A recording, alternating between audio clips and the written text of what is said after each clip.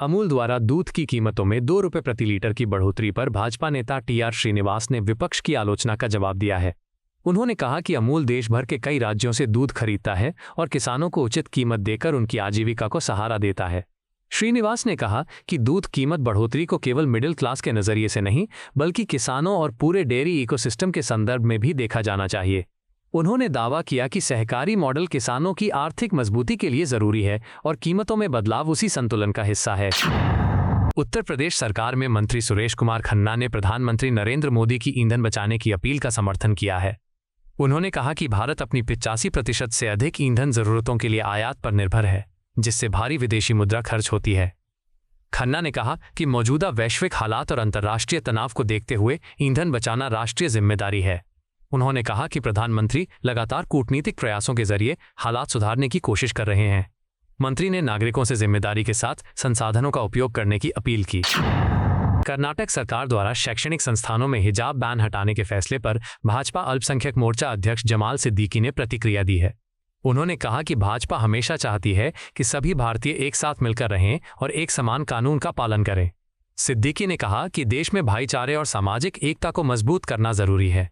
उन्होंने दावा किया कि भाजपा की सोच सभी समुदायों को साथ लेकर चलने की रही है। उनके मुताबिक शिक्षा संस्थानों में अनुशासन और समानता बनाए रखना भी जरूरी है। भाजपा सांसद संबित पात्रा ने राहुल गांधी और कांग्रेस पार्टी पर खर्च छिपाने का आरोप लगाया है। उन्होंने दावा किया कि कांग्रेस से जुड़े 54 दौरों का एक लेजर तैयार किया गया है, जिसमें यात्रा और खर्च का पूरा विवरण मौजूद है। पात्रा ने कहा कि कांग्रेस ने इन खर्चों की पूरी जानकारी सार्वजनिक नहीं की। भाजपा सांसद ने आरोप लगाया कि राहुल गांधी और उनकी टीम पारदर्शिता के सवालों से बच रही है। उन्होंने कहा कि भाजपा इस मामले में दस्तावेजों के साथ तथ्य सामने रखेगी।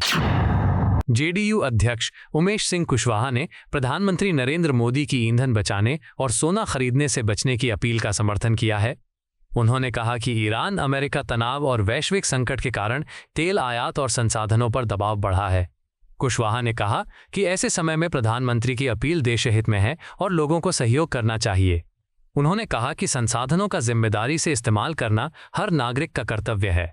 उनके मुताबिक वैश्विक आर्थिक चुनौतियों से निपटने के लिए सामूहिक सहयोग जरूरी है। प्रधानमंत्री मोदी की अपील के बाद उत्तर प्रदेश सरकार में मंत्री ओम प्रकाश राजभर ने कहा कि वो पहले से ही सीमित सुरक्षा और कम वाहनों के साथ चलते हैं। उन्होंने कहा कि वो अनावश्यक दिखावे और बड़े काफिलों में विश्वास नहीं रखते। राजभर ने बताया कि वो अपनी निजी गाड़ी का इस्तेमाल करते हैं और सरकार की ओर से दी गई गाड़ी का उपयोग नहीं करते। उन्होंने कहा कि फिजूल खर्च और ईंधन की बर्बादी से बचना जरूरी है। मंत्री ने कहा कि प्रधानमंत्री की अपील का उद्देश्य संसाधनों का जिम्मेदार उपयोग सुनिश्चित करना है। भाजपा नेता सैयद शाहनवाज हुसैन ने कहा कि प्रधानमंत्री नरेंद्र मोदी की अपील के बाद उन्होंने खुद इलेक्ट्रिक वाहन का उपयोग शुरू किया है। उन्होंने कहा कि प्रधानमंत्री देश के लिए आदर्श हैं और उनके संदेश का पालन करना जरूरी है।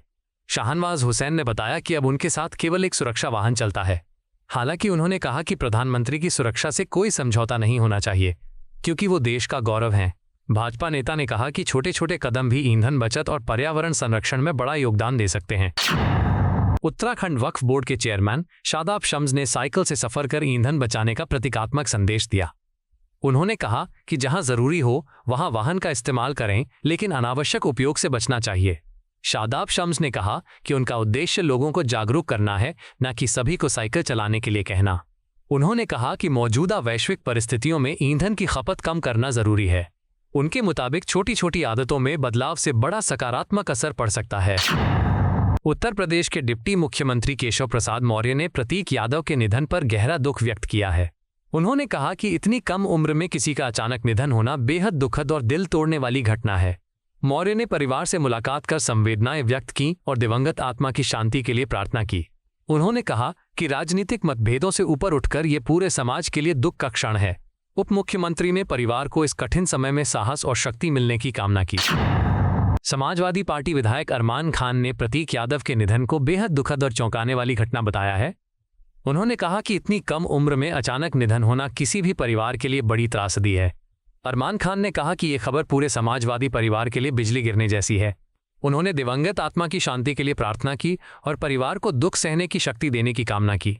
सपा विधायक ने कहा कि दुख की इस घड़ी में सभी लोग यादव परिवार के साथ खड़े हैं। आपको यह वीडियो पसंद आया हो तो इसे लाइक करें, हमारे चैनल को सब्सक्राइब करें।